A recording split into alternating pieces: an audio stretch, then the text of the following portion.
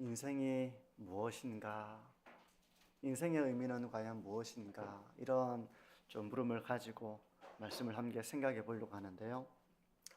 우리 인류에는 인생에 대해서 나름대로 고민하고 생각하고 그 인생을 정의하려고 했던 사람들이 참 많습니다. 그런 철학자들과 사상가들과 예술가들과 문학가들 참 많죠. 그 중에 하나 허밍웨이의 노인과 바다라고 하는 책을 오늘 좀 설교 서론 부분에서 좀 생각을 해보려고 하는데요. 이 소설에는 산티아고라고 하는 한 늙은 어부가 나옵니다.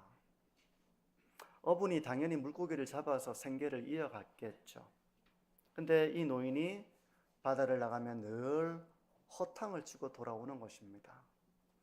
그렇게 한 80여일을 빈배로 돌아오는 그 길은 참 하루가 헛되다, 참 허무하다, 그렇게 생각이 되었을 거예요. 그러던 어느 날이었는데 평소와는 달리 먼 바다로 가서 낚시를 하게 됩니다. 그러면서 엄청나게 큰 물고기를 잡게 돼요. 제가 그림을 좀 준비했는데요. 저 물고기가 보이십니까? 잘은 안 보이는데 저 흰 옷을 입고 있는 노인의 뒤에 검은 저 물체가 청새치라고 하는 물고기입니다. 청새치. 네. 엄청난 청새치를 발견하게 되고 이 물고기를 낚게 됩니다. 근데 이 나이가 많은 늙은 어부가 청새치를 잡기라는 것은 쉬운 일이 아니었죠. 낚싯줄을 힘껏 잡아당기지만 이 노인이 청새치를 잡아당기는 것이 아니라 도리어 청새치가 이 노인을 끌고 가는 것입니다. 그렇게 한 이틀 동안 사투가 벌어졌습니다. 잡은 청새치를 놓치지 않기 위해 얼마나 안간힘을 썼겠습니까? 그동안 빈배로 돌아가면서 허탕을 쳤던 이 노인은 이번만은 절대로 놓치지 않겠다, 이제 그런 기회라고 생각을 했겠죠. 그러면서 이 청새치를 결국은 잡게 됩니다. 이제 집으로 돌아가서 이 물고기를 판다면 한동안 여유로운 생활을 할 수 있을지도 몰라요. 그렇게 생각하니 얼마나 지쳤겠습니까? 이 청새치를 막 이틀간 사투를 벌이면서 육체적으로 모든 힘을 잃은 그 상황이었겠지만 마음에는 그래도 어떤 기대가 있었을 것입니다. 이제 집으로 들어가면 조금 한동안은 좀 여유로운 생활을 또 이렇게 할 수 있겠지. 며칠간 물고기를 잡지 못해도 괜찮아. 이제 이런 마음을 가지면서 돌아갔을 것입니다. 우리가 이럴 때 사용하는 사자성어가 있죠. 고진감래. 청새치는 너무 컸기 때문에 배에 실을 수는 없었습니다. 아까 사진에 보면 배에 실었지만 이 노인의 배에는 실을 수가 없었습니다. 때문에 배 옆에 이 물고기를 묶어서 끌고 돌아가는 것이죠. 근데 이 청새치가 이 끌어올리는 가운데 흘렸던 피 때문에 그 피냄새를 맡고 상어떼들이 이 노인의 배를 따라오게 되는 것입니다. 그러면서 상어떼의 공격을 받게 돼요. 필사적으로 이 노인이 이 상어떼들을 쫓아내려고 했지만 상어떼들이 도망가겠습니까? 도망갈 수가 없죠. 청새치가 묶여 있고 그 먹잇감이 있으니 끝까지 청새치를 갉아먹으면서 노인의 배를 따라온 것입니다. 결국 항구로 돌아왔을 때 청새치는 뼈만 남은 상태가 되고 맙니다. 이건 역시 참 허무한 상황이죠. 먼 바다로 가서 며칠 동안 이 청새치 한 마리를 잡아서 그렇게 고생을 했는데 결국 돌아오니 뼈만 남아있는 이 상황. 해밍웨이가 무슨 말을 하고 싶었던 걸까요? 삶이라는 것이 이런 것이다. 때로 우리가 수고하고 노력을 하지만 그 열매를 보지 못하고 참 헛땅만 쳤구나, 내가 이러려고 이렇게 한 건 아니었는데 라고 생각되는 것이 바로 우리의 인생이다. 그걸 말하고 싶었던 걸까요? 하지만 그럼에도 불구하고 이 노인은 다시 바다로 나가겠습니까? 안 나가겠습니까? 다시 바다로 나가죠. 그것처럼 인생이라고 하는 것은 참 허무하지만 그럼에도 불구하고 삶을 포기하지 말자. 뭐 그런 말을 하고 싶었던 걸까요?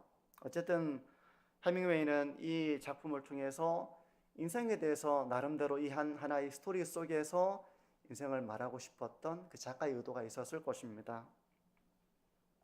우리 성도님들은 인생을 어떻게 이해하고 있습니까?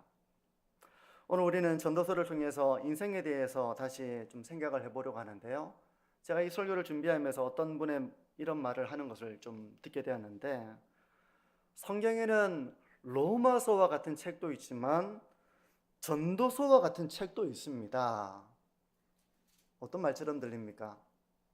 성경에는 로마서처럼 논리적으로 이 구원의 원리에 대해서 설명하는 책도 있지만 전도서와 같이 인생의 본질을 묵상하게 하는 책도 있다는 것이죠. 오늘 우리가 본문을 살펴보면 알겠지만 전도자는 헛되고 헛되며 헛되고 헛되니 모든 것이 헛되도다, 이렇게 이 전도서의 포문을 여는데요.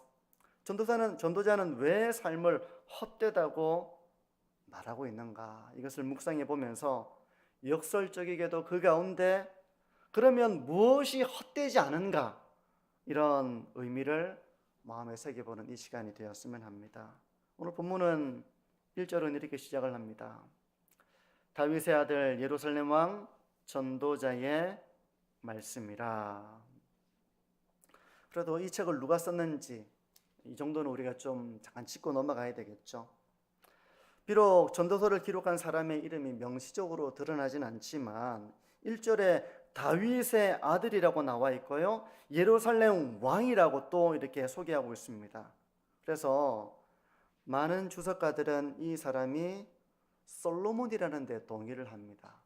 솔로몬이었을 것이다, 그렇게 동의를 하고요. 솔로몬은 이 전도서 말고도 다른 두 권의 책을 더 기록하고 있잖아요. 첫 번째 썼던 책은 아가서라고 많은 주석가들은 이렇게 짐작하고 있습니다. 아가서는 사랑하는 연인과의 그 사랑, 그 연인을 두고 기록한 책이기 때문에 그가 젊은 시절 결혼을 할 때 또 결혼을 하고 나서 아마 기록했을 것이다, 젊은 시기에 기록했던 성경일 것이다 라고 이렇게 추정하고 있고요. 잠언은 좀 더 그의 통치가 무르익었을 무렵, 젊은 시절보다는 한층 성숙한 시기에 기록했을 것이다, 그렇게 짐작을 합니다.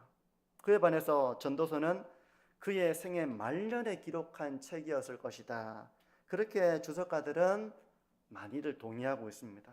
그러니까 한평생 왕의 아들로 살아가며 다윗을 대신해서 왕이 되어서 모든 것을 누렸습니다. 부족함이 없는 삶을 살았습니다. 하나님은 그런 솔로몬을 사용하셔서 이 전도서를 기록하게 하신 것입니다. 또 하나 짚고 넘어갈 부분은 전도자의 말씀이라고 하는 부분 속에서 전도자라는 이 명칭의 의미입니다. 이걸 우리가 짚어보지 않으면 전도자, 전도하는 사람이었나? 이렇게 생각할 수 있잖아요. 근데 이 전도자라는 말의 히브리어는 코헬렛이라고 하는 말이에요. 코헬렛, 코헬레트라고 하기도 하고 코헬렛이라고 이렇게 우리가 발음하기도 하는데, 그 의미는요, 전도하는 사람 이런 의미가 아니라 지혜를 말하고 가르치는 자 정도로 이해를 하면 좋습니다. 그래서 영어 성경은 이 코헬렛을 우리는 전도자라고 번역하고 있지만 영어 성경에는 teacher, 교사라고 번역을 하는 성경이 있습니다. 전도자, 전도하는 사람이 아니라 지혜에 대해서 말하고 가르치는 자라고 이해하시면 돼요. 지혜자라고 이해하셔도 좋을 것 같아요. 왕의 아들로서 모든 것을 누리고 또 왕이 되어서 이 이스라엘을 엄청나게 참 세워나갔던 그런 한 왕이 인생에 대해서 어떤 말을 하면 어울리겠습니까? 그의 말을 들어보시면요, 2절은 이렇게 말씀합니다. 전도자가 이르되 헛되고 헛되며 헛되고 헛되니 모든 것이 헛되도다. 모든 것이 헛되다는 전도자의 말이 어떻게 들리십니까? 이것이 허무주의 사상가들이 말하는 것처럼 인생의 허무를 말하는 것인가? 삶이란 근본적으로 아무 의미가 없는 것이다. 그렇기 때문에 네가 하는 일도 의미가 없어. 그럼에도 불구하고 인생을 좌절하거나 절망하지 말자, 이렇게 다독이는 말일까요? 그런 허무주의를 말하는 것은 아니라는 것쯤은 이해하실 수 있을 것입니다.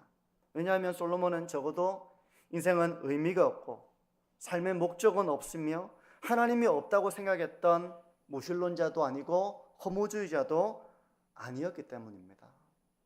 그러므로 이 말은 허무주의적 고백으로 이해해서는 안 돼요. 그러면 이 고백은 영적인 침체 가운데 있는 한 신자의 믿음이 없는 그런 고백이었을까? 우리가 신앙을 가지고 있어도 때때로 인생의 시험과 시련을 겪다 보면 깊은 좌절을 겪을 때가 있습니다. 내가 했던 모든 수고가 참 헛되게 느껴지고 참 허무하다, 이렇게 느끼기도 하는 것이 우리의 신앙의 현실이기도 합니다. 그런 감정을 한 번도 느껴보지 않은 분은 없을 거예요. 그래서 성경에는요, 이런 헛됨에 대해서 고백하는 사람들이 종종 나옵니다. 그러니까 정상적인 은혜가 충만한 가운데서 고백하는 것이 아니라 영적인 침체 가운데서 헛되다 하면서 어떤 좌절과 절망을 느끼는 그런 사람들이 나오는 거예요. 그 중에 우리가 한 번씩 이렇게 인용하는 성경 구절인데요, 시편 73편 12절에서 14절은 이렇게 말씀합니다. 한 믿음의 인물이 이렇게 고백을 하는 것입니다. 볼지어다, 이들은 악인들이라도 항상 평안하고 재물은 더욱 불어나도다.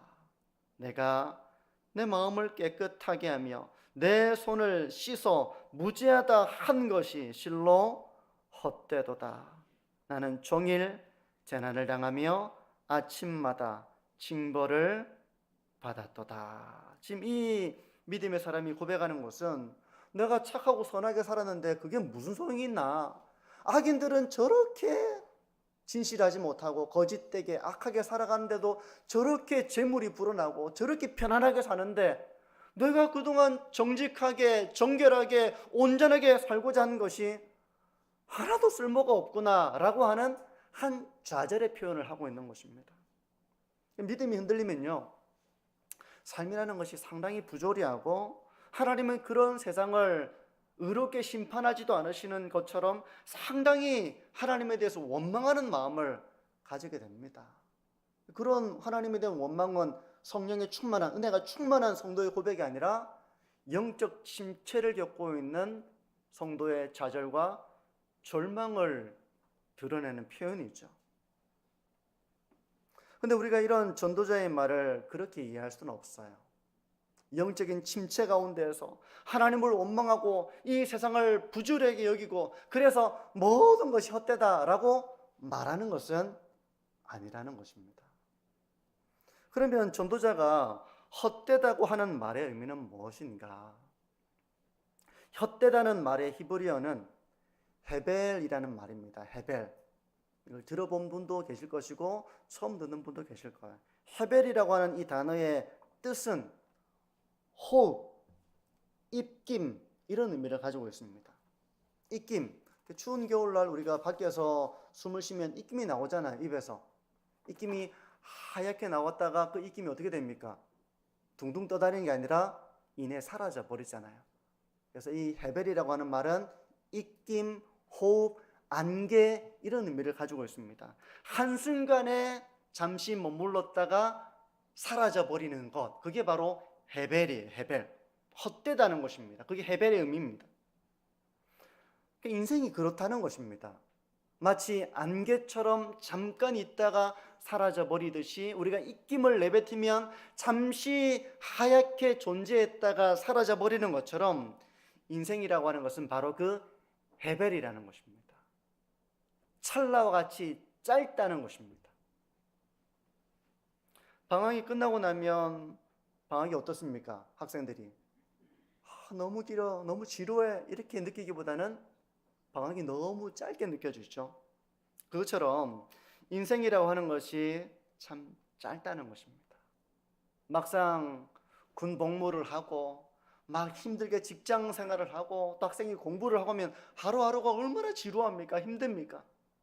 아무 시간이 안 가는 것처럼 느껴지지만 한평생 우리가 인생을 살아오고 나면 그게 입김처럼 짧다는 것입니다.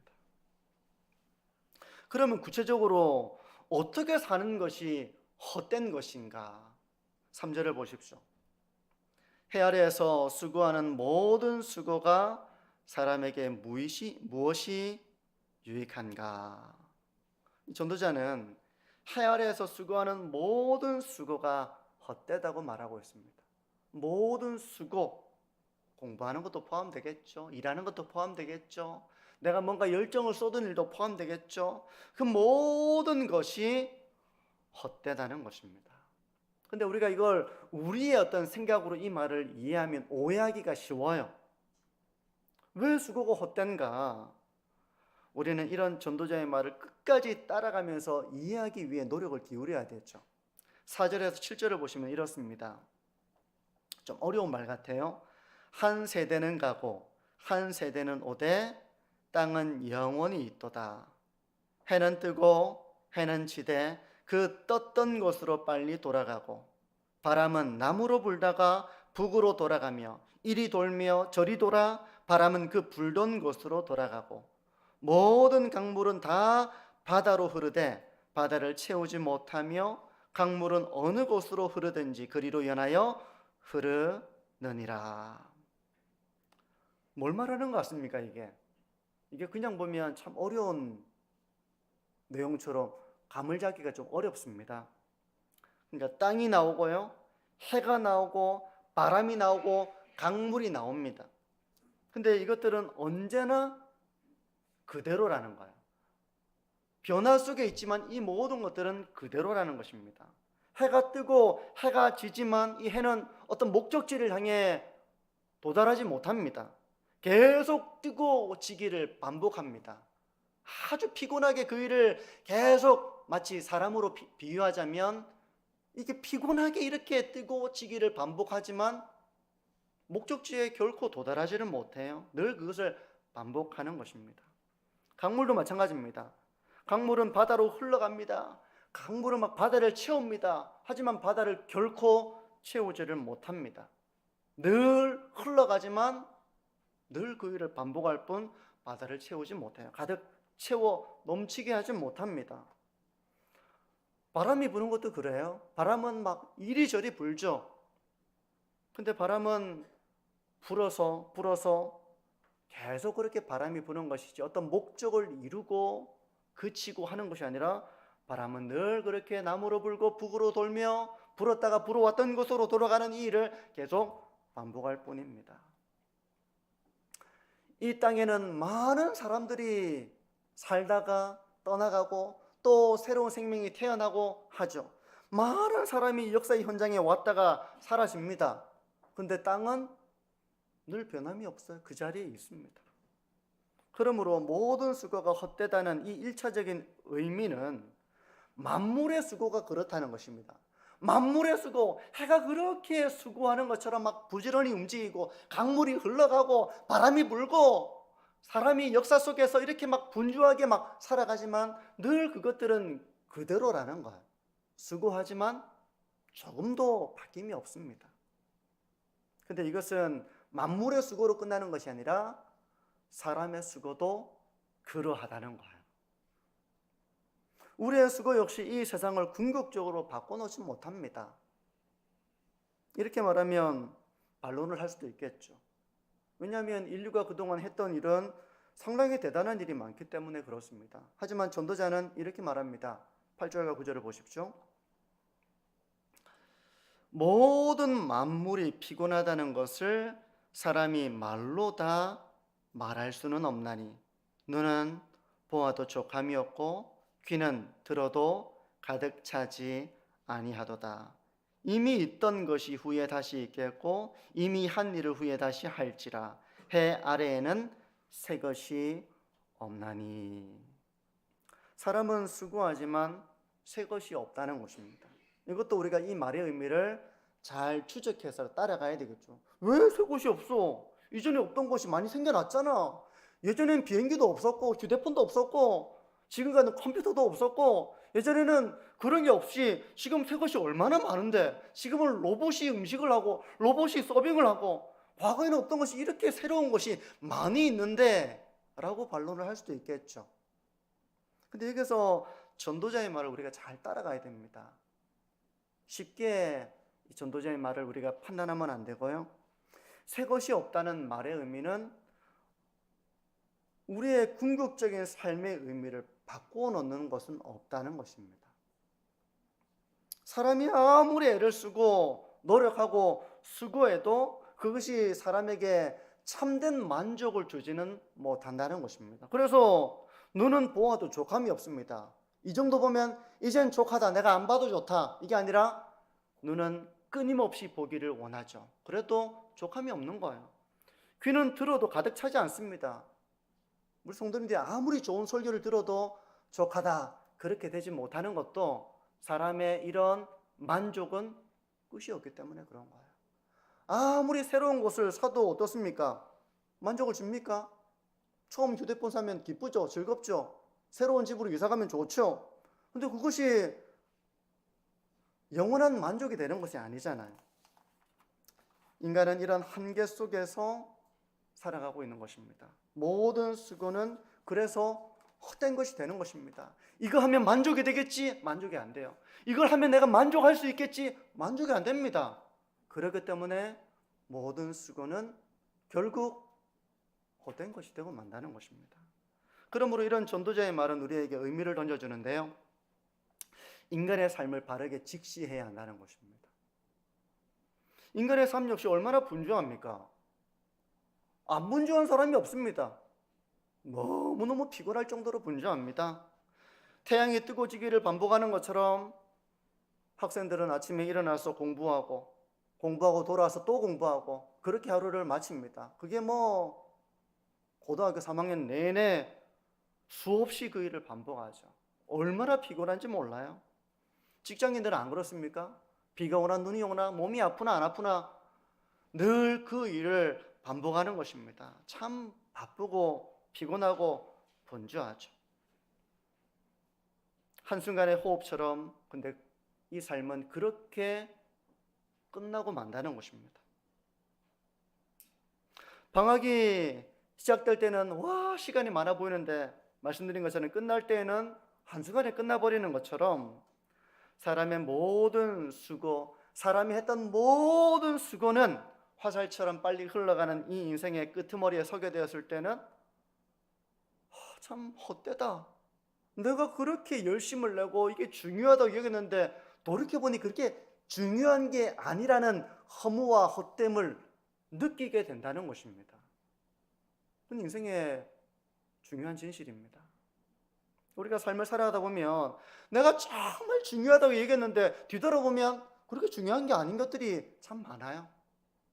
이거 정말 중요한 게 아니었는데 하면서 정작 삶의 중요한 것들을 뒤로 하고 헛된 것들을 위해서 분주하고 피곤하게 살다가 정작 중요한 것들을 놓치게 되는 이런 어리석음이 우리 인생에는 참 많이 있습니다. 전도자는 그걸 말하고 싶은 거예요. 또 한 사람은 그 무엇으로도 채워지지가 않는 존재입니다. 아무리 보아도 아무리 들어도 족함이 없어요. 그런데도 끊임없이 뭔가를 채우려고 하는 이 욕망의 노예가 되는 삶, 이런 삶은 마지막에 도달하게 되었을 때 한숨처럼 마지막에 이제 끝나버리는 인생의 걸음 속에서 참 허무하다 이렇게 된다는 것입니다. 쾌락을 추구하고 또 즐거움을 추구하고 이런 모든 것들이 결국 족함이 없는 것입니다. 처음에 잠깐 새로움과 즐거움을 주는 듯하지만 결국 그것이 만족을 주지 못한다는 거예요. 사람은 그런 것으로 만족이 되는 존재가 아니라는 것을 전도자는 말하고 있는 것입니다. 그러므로 사람은 자신의 한계를 인식하고 자신이 어떤 존재인지를 이해하며 이 짧은 인생 가운데 헛된 것을 추구하는 것이 아니라 이 짧은 시간 동안 삶을 뒤돌아봤을 때 참 감사와 그런 기쁨의 여운을 남기는 삶의 길을 걸어가야 한다는 것입니다. 전도자가 인생을 헛된 것이라고 말하는 것은, 이런 반복을 많이 하는 것은 역설적이게도 진정한 인생의 의미를 발견해야 한다는 메시지를 주기 위함입니다. 우리가 이제 전도서를 앞으로 사도행전과 병행해서 좀 살펴보게 될 것입니다. 일관적으로 이 전도서의 지혜자가 말하려고 하는 것은 인생이 헛된 것이 아니라 참된 의미를 발견해야 된다는, 그것을 역설적으로 이렇게 말하고 있는 거예요. 그러면 인생의 참된 의미가 어디에 있는가? 그 많은 수고를 하고 피곤하게 살고 바쁘게 살고 밤낮 수고하는 이 모든 것들 가운데 진정한 인생의 의미는 어디에 있는 것인가? 이게 바로 전도서의 주제라고 말할 수 있는데요, 그것은 바로 하나님 안에서 살아가는 삶입니다. 그래서 전도서는 마지막을 보게 되면 이렇게 끝이 나는데, 나중에 또 살펴보겠지만요, 전도서 12장 13절과 14절은 이렇게 말씀합니다. 이래 결국을 다 들었으니 하나님을 경외하고 그의 명령들을 지킬지어다. 이것이 모든 사람의 본분이니라. 하나님은 모든 행위와 모든 은밀한 일을 선악간에 심판하시리라. 오늘 이 말씀을 가지고 우리의 삶을 한번 잠시 돌아보기를 원합니다. 우리의 삶은 어떻습니까? 우리의 인생이 참 짧습니다. 지금은 내가 이 순간은 시간이 안 가는 것 같고 내 삶이 너무 고단해서 언제 이 고단함이 끝날까, 이런 생각을 할 수도 있지만, 궁극적으로 인생은 해벨과 같은 것입니다. 안개 같고 입김 같고 한번 쉬고 나니 인생이 끝난 거예요. 하나님 없이 내 힘으로 무언가를 이루려고 분주하게 살아가는 모습은 없는지를 한번 점검을 해보시기를 바랍니다. 로버트 멍어의 유명한 책 내 마음 그리스도의 집을 보면 주인공이 주님과의 교제를 뒤로하고 너무 분주하게 살아가죠. 너무 분주하게 살아가요. 근데 때로 우리가 주님과의 교제를 미루어둔 채 우리가 해야 할 일들이 가득한 그런 분주한 삶을 살아갑니다. 주님, 제가 좀 더 여유가 있으면 그때 제가 성경도 읽고 좀 배워보고, 좀 더 제가 여유가 있으면 새벽기도도 나오고, 제가 좀 더 여유가 있으면 교회 봉사도 하고, 내가 좀 더 여유가 있으면 가족들과 이런 의미 있는 시간들을 보내고, 내가 좀 더 여유가 있으면 가정을 전도하고, 내가 좀 더 여유가 있으면 하면서 우리는 계속 이 분주함 속에서 우리의 본분을 잊어버리며 살아가기가 쉽다는 것입니다. 너무 분주해서, 너무 피곤해서. 하지만 그런 분주함 속에서 우리의 인생은 입김처럼 그렇게 끝난다는 것입니다. 즐거움을 향한 여정도 마찬가지입니다. 하나님보다 더 큰 즐거움으로 삼는 일이 나에게 있는 것을 한번 돌아보십시오. 그래서 하나님보다 내가 더 즐거워하는 일, 하나님을 뒤로하고 내가 더 우선하는 일, 그런 것들이 있는지를 한번 돌아보십시오. 일반적으로 세상 사람들은 하나님보다 하나님을 알지 못하기 때문에 돈을 쫓아가기도 하고 명예를 추구하기도 하고 쾌락을 열망하기도 하고 이 허무한 삶 가운데 잠시 자기를 달래줄 것들을 추구하면서 살아가지만 그 무엇으로도 사실 인간의 삶은 채워지지가 않는 것입니다. 족함이 없어요. 더 탐욕에, 탐심에 이렇게 물들지만 그런 삶은 결국 마지막에 가서 모든 것이 헛되구나 라는 해벨로 끝이 나고 만다는 것입니다. 앞으로 사도행전을 설교하면서 이 전도서를 병행해서 좀 살펴보려고 하는데요, 부디 전도서의 말씀을 통해서 우리가 주일이지만 주일에 한 주 동안 분주한 삶 속에서 인생의 본질을 묵상해 가면서 우리의 삶을 좀 점검하는 그런 시간이 되었으면 합니다. 그래서 입김처럼 지나가는 이 인생, 안개처럼 사라지는 이 짧은 인생에서 후회함이 없이 참된 인생의 의미를 살아내는 저와 우리 모든 성도님들이 되시기를 주님의 이름으로 축복합니다. 기도합니다.